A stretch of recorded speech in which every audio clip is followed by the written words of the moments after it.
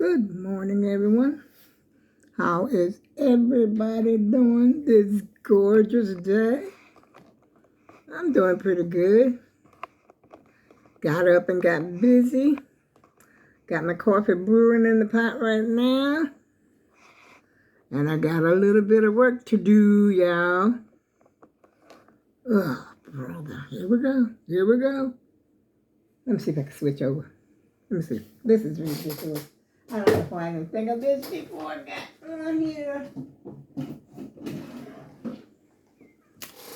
I'm going to put it on here. Oh, that means I got to unscrew. Wait a minute. Oh, bro, this is crazy. You know what? I'm going to just wait. I'm going to bear with me this time. And I'm going to leave this out here so that next time I get ready to record, I won't have to keep dealing with this hydraulic situation that I got going on here with this tripod. Yeah. And then I brought me a little light up here, but, trying to make things a little better. But this little light, it's got like a clip. See this? Wait, let's show you. I think I may have shown it to you before. It's got a clip here, and it's supposed to clip.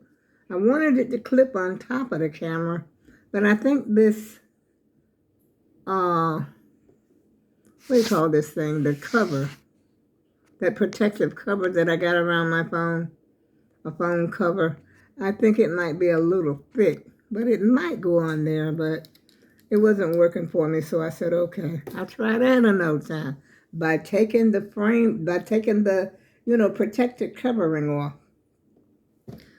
Oh, well, that's not why I'm coming up here today, y'all.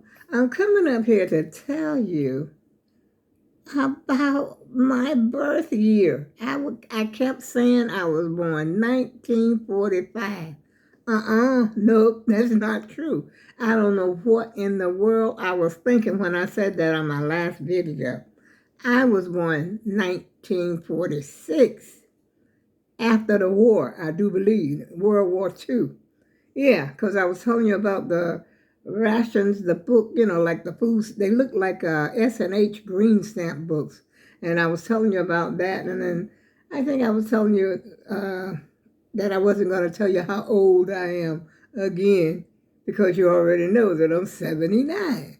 And I gave the birth date. I said I was born April the 2nd, 1945. I think I said it a few times. And then when I was playing back the video, I said, what? I couldn't believe I said that. I really could not. And I don't know what I was thinking when I was saying 1945. I don't know. I was born 1946. And my brother before me, he wasn't even born 1945. He was born, he was born 1944. And I was born 1946. And all my other sisters and brothers, they were born in concession, like started 41, 42, 43, 44. That's the way it was. The first 4 children my mother had, 41, 42, 43, 44. And then it skipped 1945. Maybe that's what I was thinking, because there was a baby my mother had. I think it was twins, she said, that she had between me and my brother that she lost. They were lost. And then she had me in 1946. So she skipped a year, actually, for having, well, she didn't really actually skip a year. Like I said, the twins she had, they did not survive. Back in the day, a lot of kids, they had that did not survive back in the day, because the doctor, people weren't going to the doctor like that, and 95% of the babies were born at home. Yeah, in the house. And I don't even know if they call them a midwife. It's somebody else. I don't know who delivered those babies back there. Because I do remember my aunt. Well, I remember her having 2 children at home. I must have been about 9, 10, something like that.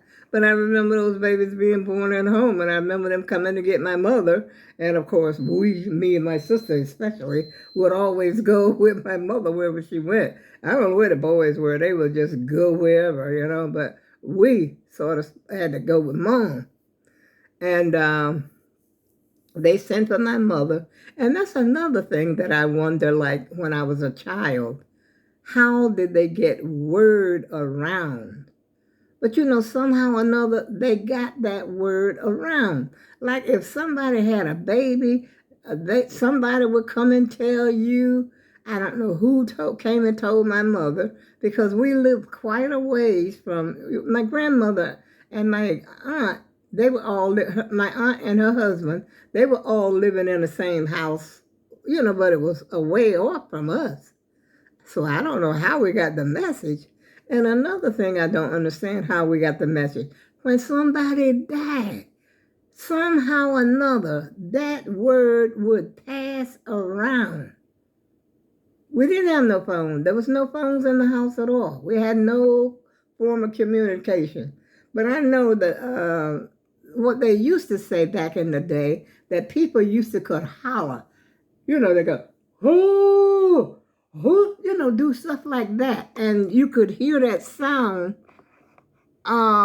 going, you could hear it or something. I don't know, like from a certain amount of distance of miles or somehow or another it would travel. Because we lived in a rural area. Definitely lived in a rural area. I mean, there were houses scattered here and there, but usually there were farms, like there was a cornfield on one side of the house, maybe a tobacco patch was in the front of the house, a cotton patch was across the road. We were like in the rural area, and there were no street lights. And we lived on dirt roads and stuff like that, way before the roads were paved. We didn't have any paved highways or nothing like that. We didn't even know what the heck that was. But like I was telling you before, when I was telling you about me and my brother, we could have gotten bitten by a snake. A road drag happened to come along. The guy with a big blade on his truck, something like you see on a snowplow today, riding around in the city streets. But instead, they had that to smooth the roads out. And then on the sides of the roads, they had like a ditch. And I never knew what that ditch was for, that was on the side of certain roads. But today I sort of understand it better, because there was a creek. When we lived in that little house that I used to call a bitty coop, it was like a little square box. There was a bedroom here. Okay, you walk into the sitting room, which we had my mother's bed, a full-size bed. That's where me and my mother and my sister used to sleep in the same bed. Next to that room, right adjacent to that room, was where my brothers slept. And then there was a room that was adjacent to my brother's room. There was no door between there. Yes, there was. Yes, there was. I think there was a door that led to that other room from their room. But it was considered a back room. And then you come over, and then it was just like a box, just like a kitchen was there. But nobody slept in that back room. But when the hurricanes came, and there was a river, I remember we lived down the road from a place we used to call Little Creek. Now, I guess it was a creek, because when the hurricanes came, and I guess this is the reason we had those ditches, the water would come running down those ditches. And I remember, after a hurricane, that's how fast the water would be running. I mean, it would be traveling real fast. And it came right in front of our house. Oh, yeah. And then we had a ditch like on the side of the house. Never understood all that, y'all. But there was a reason for it. And like I said, that creek was down the road. As a matter of fact, they had a church down the road of peace, as we used to say down home. Down the road of peace. That could be a mile or within a mile or so, not too far. Down the road of peace, down yonder. Yeah, that's the way we talked back then. And I talk like that sometime now. I try to, like they say, you can take the country out of the girl. Wait a minute. No, that ain't the way it go. You can take the girl out the country, but you can't take the country out the girl. See, because I remember a lot back there. Even though I came up north, like I said, when I was 15, I can't remember everything, but I remember some things. And I do remember that church that they called Little Creek was next to the creek. And when a hurricane came, and they had a cemetery there, and when that hurricane came, I don't remember which hurricane it was, Hurricane Connie, Hurricane Hazel. We had a lot of hurricanes because we were like on the coast. And that hurricane came, and there were caskets floating up on the ground because the water was, the creek had overflown, and I guess the caskets must not have been buried that deep. They were actually floating, dead people floating in the caskets. Scary, isn't it? And that same little woods, sometime we would go huckleberry picking. Oh, this is getting scary, y'all. Well, you asked for it. And there was, we would go huckleberry picking. You would have a little bucket, something like a little kid's pail that you would take, that they take to the beach. But maybe a little bit bigger, a little bucket, a little pot or whatever we could get that we would put the huckleberries in. And we'd go out there in the woods. And down, now this is way back there by that church where the floating caskets were. Okay? And on the trees, we would see hair, what appeared to be hair, like on your head hair. And then there was like moss, gray-looking moss. It was something spooky, something straight out of what's his name? What's that King guy that make them crazy movies? Stephen King. Something straight out of a Stephen King's movie. Yeah. It was scary, y'all. Ooh. Oh, my goodness. And I was terrified. I was already scared. I had no business down south. I'll tell you right now. I would not have survived if I had to live down there and make a living. But things have changed now, Basically, everything it's different.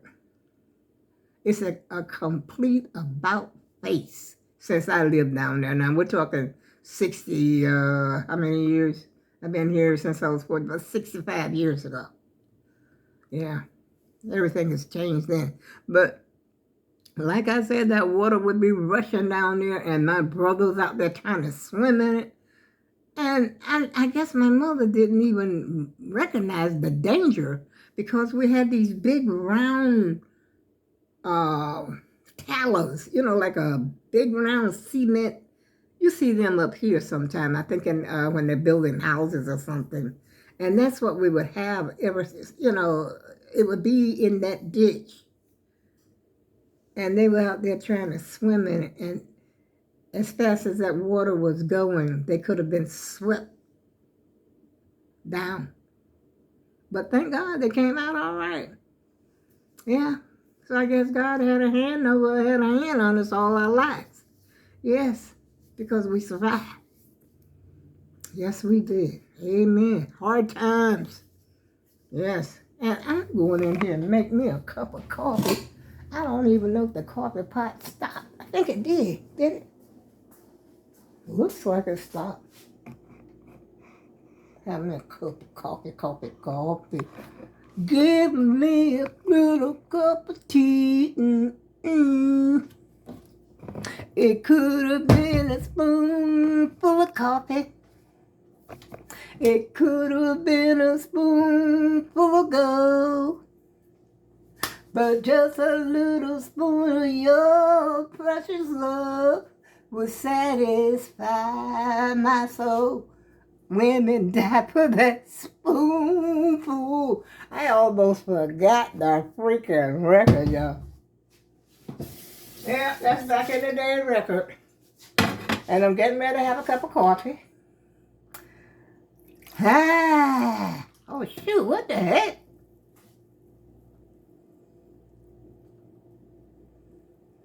Oh, my God.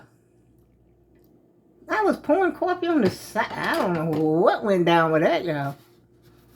I must be a little excited this morning. Well, I might be a little excited because I might go downtown. But first, I got to clean my bathroom. Woman's work is never done, y'all. Men don't do nothing. We are the horse. Wipe this coffee up for the next thing. I just did this for. And here I am spilling coffee.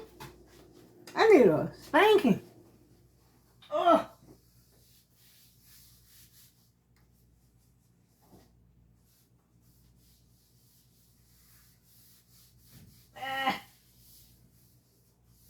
Yeah.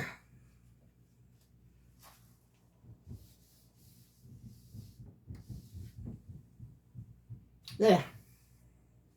Let me get my creamer. Let me get my creamer.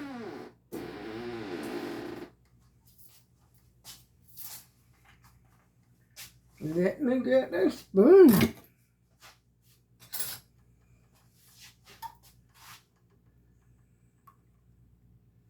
Oh, shoot, I got too much coffee in here.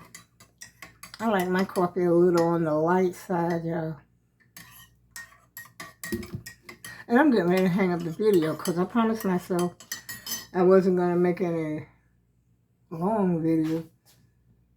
I've been up here 16 minutes, 15 minutes, y'all. Time goes fast when we're having fun. And I do enjoy talking to the AAG team. And on that note, I go with love, and I'll see you again soon.